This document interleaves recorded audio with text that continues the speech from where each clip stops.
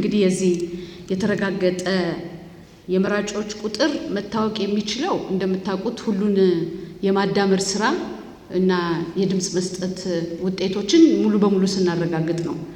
እንዳልኩት ወደ ኋላ የዘገዩ ምርጫ ጣቢያዎች አሉ። በምርጫ ጣቢያ ደረጃ ገና ምርጫ ክልል ሳይሄድ በምርጫ ጣቢያ ደረጃ ተዳምረው ያላለቁ አሉ። ለምሳሌ ለመግለጽ አዲስ አበባ ወደ 1000 በላይ የሚሆኑ ምርጫ ጣቢያዎች ገና ማዳመር የውጤቱን አዳምሮ የመጨረስ ስራ ገና በምርጫ ጣቢያ ቆጠራ እየተደረገ ነው። ስለዚህ እንደዚህ አይነት ግልጽ የሆነ ቁጥር ለመናገር ከግምት ውጪ ቁጥር ለመናገር ሙሉ በሙሉ የውጤቱ በምርጫ ጣቢያ ደረጃ እንኳን ተጠቃሎ ባልገባበት ለመናገር አስቸጋሪ ነው። ነገር ግን በምርጫ ጣቢያ ደረጃ ውጤቶቹ ተጠቃሎ በሙሉ ሲገቡ በትክክል የመራጩ ቁጥር የሚታወቅ ስለሆነ በዛ ጊዜ የሚረጋገጥ ይሆናል።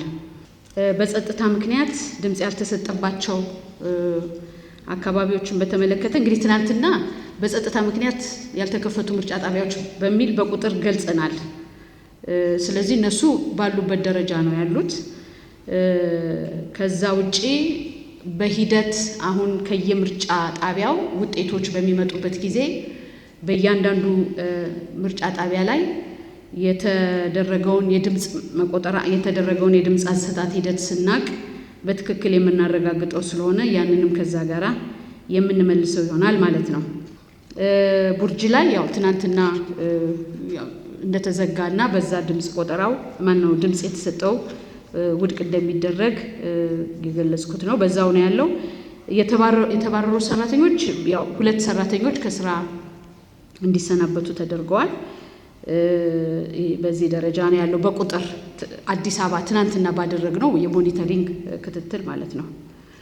ሌላው ትናንትና በሂደት ተቋርጠው የነበሩ ምርጫ ጣቢያዎች የነበረው ሁኔታ ሲስተካከል መልሰው እንዲቀጥሉ ተደርጓልና ይሄ የህግ መሰረቱ ምንድነው የሚለው በአዋጅ ቁጥር 1162 ይሄንን መብት ይፈቅዳል።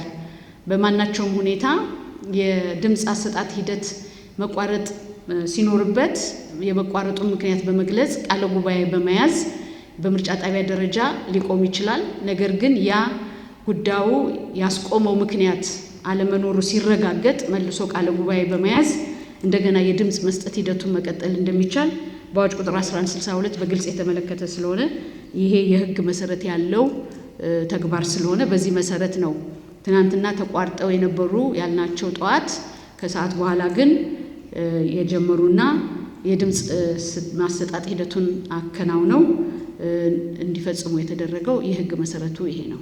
እንግዲህ የምርጫ በስኬት ተከናውኗል ማለት መለኪያዎቹ ምንድናቸው? በጣም ብዙ ናቸው መለኪያዎቹ። ምርጫ እንግዲህ እንደሚታወቀው 3 አይነት ዑደት አለው። ቅድመ ምርጫ፣ በምርጫ ጊዜ፣ ከምርጫ በኋላ።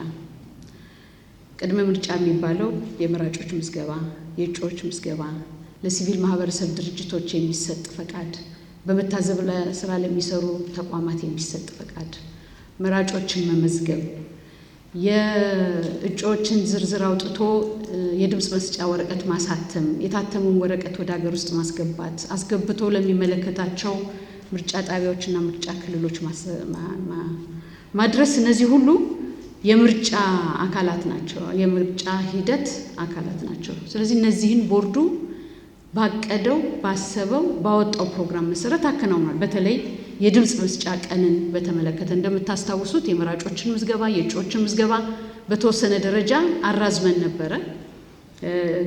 ከእናንተም የሚቀርበው ተደጋጋሚ ጥያቄ እነዚህን ስታራዝሙ የድምጽ መስጫ ቀን አፌክትድ አይሆንባችሁም ሁሉ የሚል ስጋት ይዟችሁ ስታነሱልን ነበረ። የኛም ስጋት ነበረ። ስለዚህ በተባለው የጊዜ ሰሌዳ መሰረት የድምጽ መስጠት ሂደቱን ማከናወን ይሄ እንደ ትልቅ የመሳካት መለኪያ ነው።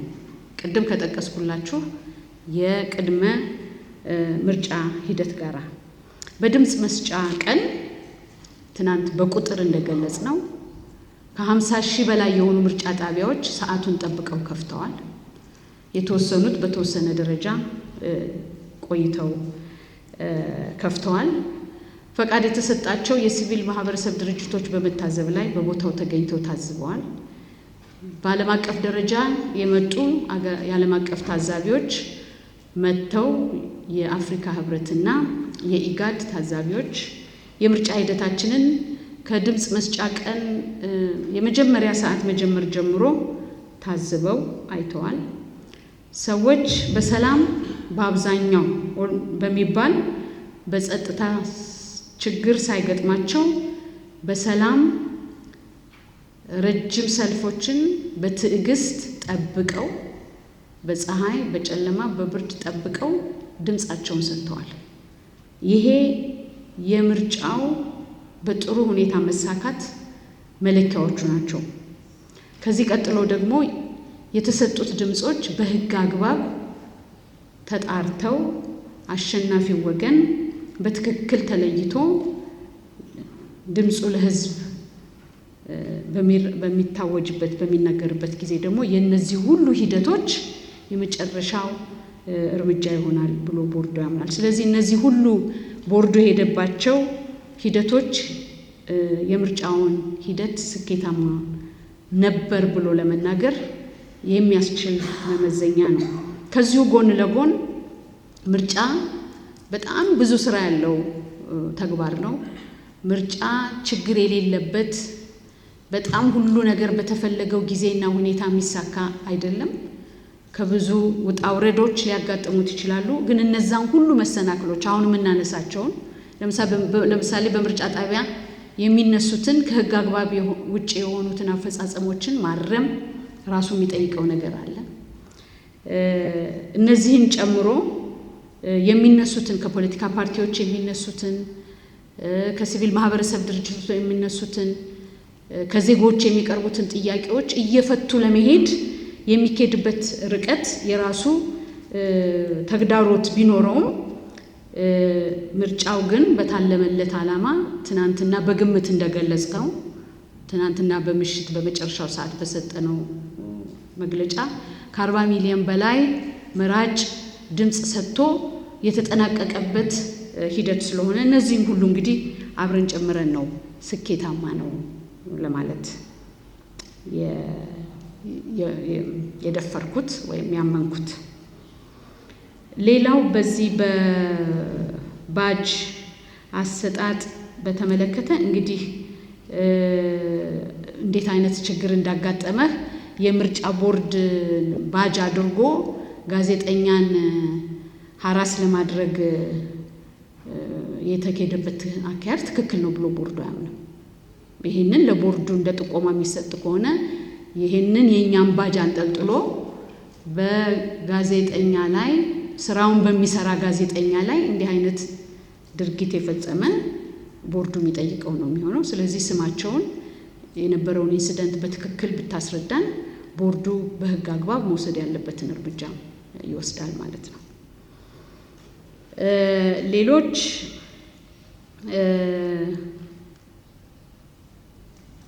የአስተዳደር አካላት የጸጥታ ኃይሎች በሚል እንዲወጡ ተደርጓል ወይ የሚል ነገር ተነስቷል። ያው ትናንትና የነበረው ጠዋት ከናንተም የቀረበው የሲቪል ልብስ የለበሱ የጸጥታ ኃይላት ታይተዋል በምርጫ ጣቢያ ስለተባለ ነው ሞኒተሪንግ ቲማችንን አዋቅረን ልከን እኔም ራሴ ወጥቼ አብረን አይተናል። ስለዚህ እንደዚህ የተባሉ የአስተዳደር አካላት ሰራተኞች እንግዲህ ሲቪል የለበሱ ናቸው። የጸጥታ ኃይሎች ይሁኑ አይሁኑ በትክክል ባንረዳም ፈቃድ የሌላቸው በቦርዱ ክልል ውስጥ በድምጽ መስጫው ግቢ ውስጥ ድምጽ ከመስጠት ባለፈና በወጣ የተገኙትን የማስተዳደር አካላት ሰራተኞች እንዲወጡ አድርገናል። ሌሎች የሲቪል ልብስ የለበሱ ናቸው። የማስተዳደር አካላቶቹም የሲቪል ልብስ የለበሱ ናቸው። ስለዚህ በዚህ መንገድ ቦርዱ እርምጃ ወስዷል ማለት ነው። ምን እርምጃ ወሰደ ለሚለው ሌላው ተግዳሮቶቹ ምንድናቸው? እንግዲህ ተግዳሮቶቹም በጣም ለመዘርዘር ሁልጊዜ እንሞክራለን። በዚህ ሂደት ቅድም ለመጥቀስ እንደሞከርኩት የተለያዩ ችግሮች በተለያዩ መንገዶች ነው ቦርዱ ሲቀበል የነበረው። እንዳልኩት በተቋቋሙት ዴስኮቻችን፣ በኮል ሴንተሮቻችን፣ በዚህ በቅድመ ማስጠንቀቂያ ሲስተም እየተጠቀምን። ስለዚህ ተግዳሮቶች በደንብ ነበሩ። ለምሳሌ የፓርቲ ወኪሎች እንዳንገባ ተደርገናል የሚሉበት ሁኔታ ነበረ። ያንን አትገባም የተባለበትን ምርጫ ጣቢያ በመለየት ያንን ምርጫ ጣቢያ ይሄንን ያለውን ኃላፊ ለምን እንዳለ በመጠየቅ የነዚህ የፓርቲዎች ወኪሎች ተገኝተው ምርጫውን እንዲታዘቡ በቆጠራ እንዲካፈሉ ቦርዱ አድርጓል። ለምሳሌ ትናንት በአዲስ አበባ ባየነው መግባት የሌለባቸው የመስተዳደር አካላት ገብተው በመገኘታቸው ይሄንን ጥቆማ ቦርዱ አግኝቶ ሄዶ የማይመለከታቸው አካላት ከምርጫ ጣቢያው እንዲወጡ አድርጓል። ስለዚህ እነዚህ ናቸው ዝርዝሮቹ። ግድፈት የተፈጸመባቸው ወይም የተሰናበቱ የምርጫ አስፈጻሚዎቻችን እንግዲህ የምርጫ አስፈጻሚዎቻችን ሊፈጽሙት የሚገባ ተቆጥሮ የተሰጣቸው ኃላፊነት አላቸው። ከዛ ኃላፊነት ውጪ ሄደው ሲገኙ ቦርዱ ህጋዊ እርምጃ ይወስዳል። ስለዚህ እነዚህን የመሳሰሉት ተግዳሮቶች እንዳልኩት ምርጫ ትልቅ ስራ ነው፣ ሰፊ ስራ ነው። በተለይ በሀገራችን በጣም ሰፊ ስራ ነው። 54 ሚሊዮን መራጮችን መዝግቦ ድምጽ ማሰጠት በጣም ሰፊ ስራ ነው። ምርጫን ከኔሌለሽ ስራ አይደለም። በዚህ ሂደቶች የገጠሙን ችግሮች ቦርዱ እየተከታተለ ከቁሳቁስ አቅርቦት ለምሳሌ ትናንትና አዲስ አበባ አንዱ የገጠመን ችግር ብዙዎቹ ቅድም እንደገለጽኩት የድምጽ መስጫ ወረቀቶቻችን 2 እና 3 ገጽ ያላቸው ናቸው። በጣም ሰፋፊ ወደ 123 እጮች ያሉባቸው የድምጽ መስጫ ወረቀቶች አሉ። እነዛ የድምጽ መስጫ ወረቀቶች ወደ ሳጥኑ እየታጠፉ መራጮች ሲከቱባቸው የድምጽ መስጫ ሳጥናችን በጣም ይሞላ ነበር። በአቨሬጅ ባንድ ምርጫ ጣቢያ ወደ 2 ድምጽ መስጫ ነበር የምናስቀምጠው። ስለዚህ እንዲህ አይነት የድምጽ መስጫ ወረቀት ማስገቢያው ቶሎ እንዲደርስ ጥያቄ ደርሶ እሱን አይነት የማስተካከያ እርምጃ ስንወስድ ነበር። በጸጥታ ምክንያት የተቋረጡ የድምጽ መስጠት ሂደቶች ነበሩ። ይሄ ተግዳሮት ነው ራሱ።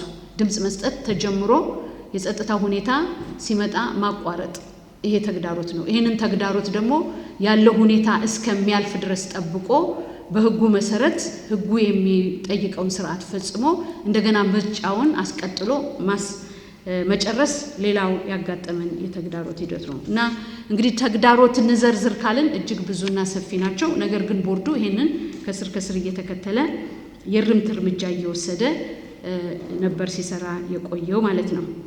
በምርጫ ክልል ደረጃ እንግዲህ ውጤት እንዴት መቼ ነው? ከጊዜ አንፃር እንግዲህ ምንድነው ያው አሁን እንዳልኩት በአሁኑ ጊዜ ወደ ምርጫ ክልል የተላኩ በምርጫ ጣቢያ ደረጃ የታወቁና የተለጠፉ ድምጾች ወደ ምርጫ ክልል እየሄዱ ናቸው። እንደገና ደግሞ ያላለቁት ገና በምርጫ ጣቢያ ደረጃ እየተቆጠሩ ያሉት እነሱም ሲጠቃለሉ ወደ ምርጫ ክልል እየተላኩ የቆጠራው እና የማዳመሩ ከዛ ደግሞ በምርጫ ክልል ደረጃ ውጤት የማሳወቁ ስራ የሚቀጥል ይሆናል። ስለዚህ ራሱ ከታች ከምርጫ ጣቢያ ጀምሮ ሲመጡ አመጣጣቸው ገባ ወጣ ያለ ስለሆነ ያንን ተከትለን ሙሉ በሙሉ ግን የተሰጠን ምርጫን የማሳወቅና የማረጋገጥ ለህዝብ የማሳወቅ በህግ የተሰጠብንን የግዴታ ቀን በመሙላት ደረጃ አረጋግጠን ጊዜውን ጠብቀን መፈጸም አለብን። እንደምታውቁት በህጉ ላይ የተቀመጠ በ10 ቀን ውስጥ ማሳወቅ አለበት። ቅሬታ ካለ ከአቅም በላይ የሆነ ሁኔታ ካለ የመጨረሻ እስከ 20 ቀን የሚሄድበት ሁኔታ አለ። ነገር ግን ቢያንስ በ10 ቀን ውስጥ የጊዜያዊ ድምጽ እንኳን ቢሆን ማሳወቅ ስላለብን እነዚህ ምርጫ ክልል ላይ ያሉ ውጤቶች በሙሉ ተዳምረው መጥተው በዋናው ቬሪፊኬሽን ሴንተር ቀርበው ተረጋግጠው ውጤት በደረሰው ልክ መገለጥ አለበት ማለት ነው። በእነዚህ ቅድም በትናንት በጠቀስኳቸው በሰዳልና በዘልማሞ እስካሁን ድረስ ገና አላገኘንም። አሁንም እየሞከርን ያለነው እንደነዚህ አይነቶቹ ተግዳሮቶች ሌላም ችግሮች ናቸው። ስለዚህ ይሄንንም በቀጣይ በእነዚህ 2 ቀናት ውጤት እናገኛለን ብለን እናስባለን። የግድም ነው። ሌላ በማህበራዊ ሚዲያ የሚሰራጩትን በተመለከተ እንግዲህ ቦርዱ ያው ሚዲያ ሞኒተሪንግ ስራ ይሰራል። ሚዲያ ሞኒተሪንግ ስራ በሚሰራበት ጊዜ የሚያያቸው ነገሮች አንዳንዶቹ የቦርዱን ማህተም እስከሚመስሉ ድረስ የሚወጡ ፌክ የሆኑ መረጃዎች አሉ። ከዛ ባለፈ ግን በቀጥታ ለቦርዱ በሰነድ ቪዲዮ አዘል የሆኑ የተፈጠሩ ኢሬጉላሪቲስ ቦርዱ ሲመጣለት እነሱን ኢንቨስቲጌት ያደርጋል።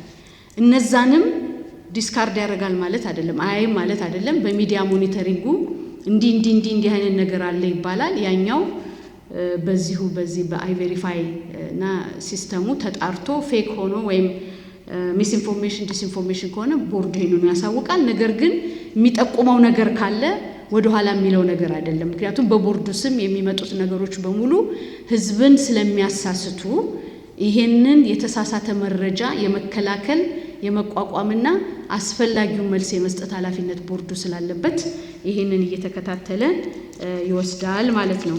ያው በሚስ ኢንፎርሜሽን እና ዲስኢንፎርሜሽን ተብሎ ስለተጠቀሰ ነው መጀመሪያ ከዛ ጋር ለማያያዝ የተሞከረ ይመስለኝ። ከዛ ውጭ ግን በማናቸውም መንገድ ያው ቅድም እንደጠቀስኩት ቦርዱን በተመለከተ በማናቸውም መንገድ የሚነገሩ የሚቀርቡ የሚመጡ ነገሮችን ቦርዱ እየተከታተለ እርምጃ ይወስዳል። ትክክል ያልሆኑ መረጃዎች ከሆኑ አግባብ ያለው ምላሽ ይሰጣል። በትክክል ተፈጸሙ የሚባሉት ከሆነ ደግሞ አጣርቶ ህጋዊ እርምጃ የሚወሰድበትን ይወስዳል ማለት ነው። ይሄ የወጣው የሴኮዬን መሰለኝ የተነሳው እንግዲህ እሱን ያው መግለጫ መስጠቱን መግለጫውን አይተናል። እንደ ፕሪሊሚናሪ ሪፖርት ለኛ ገና የቀረበ ነገር የለም በሪፖርት ደረጃ። ግን እነዚህ የተባሉትን ጥቆማዎች ቦርዱ ይዞ እያጣራ ነው ያለው። በትክክል እንደዚህ አይነት ነገር እናምናለን። እንደ ሲቪል ማህበረሰብ ድርጅት እንደ ታዛቢ ተቋም በትክክል መሬት ላይ የተገኙትን ነገሮችን አድርጓል ብለን እናምናለን። ነገር ግን ያንን መሰረት አድርገን ቦርዱ ኃላፊነት ወስዶ ይሄንን ጥፋት እንዲህ አይነት ተግባር የፈጸመውን የመከታተል በዛ ምርጫ ጣቢያ ደግሞ የሚመጡትን ውጤቶች ምን አይነት ውጤት ይኖራቸዋል፣ በእንዲህ አይነት ኢሬጉላሪቲ የተፈጸሙ የድምጽ መስጠት ሂደቶች ምን አይነት ምላሽ ሊሰጣቸው ይገባል የሚባለው እንግዲህ ይሄንን ጥቆማ ይሄንን የታዛቢዎችን ሪፖርት መሰረት በማድረግ የበለጠ አጣርቶ የሚወስነው ነው የሚሆነው ማለት ነው። ሌላው የተጠየቀው ጥያቄ የጎጎት ፓርቲ ጥያቄ ያቀርባል። ፓርቲዎች ጥያቄ ያቀርባሉ። ከትላንትናም ጥያቄ ሲያቀርቡ ነበር። በተለይ እንግዲህ ያው ድምጽ መስጠቱን ጋር በተገናኘ ስለምናየው ነው። በተደጋጋሚ ጥያቄ ቀርቧል። ቦርዱ ቅድም ለመግለጽ እንደሞከርኩት አቤቱታዎችን ቅሬታዎችን የሚቀበልባቸው የተለያዩ መንገዶች አሉ። አንዱና ዋናው የቦርዱ ባለድርሻ አካላት የሆኑትን የፖለቲካ ፓርቲዎችን ቅሬታ የሚቀበለው የፖለቲካ ፓርቲ ክትትል የሚያደርግበትን ዴስክ አቋቁሞ ነው ለድምጽ መስጠቱ ቀን ሲከታተል የነበረው። በዚህ ዴስክ አማካኝነት የቀረቡ ብዙ ቅሬታዎች ነበሩ። በአብዛኛዎቹ በሚባሉ ደረጃ እዛው ምክንያቱም የድምጽ መስጫ ቀን አንድ ቀን ናት።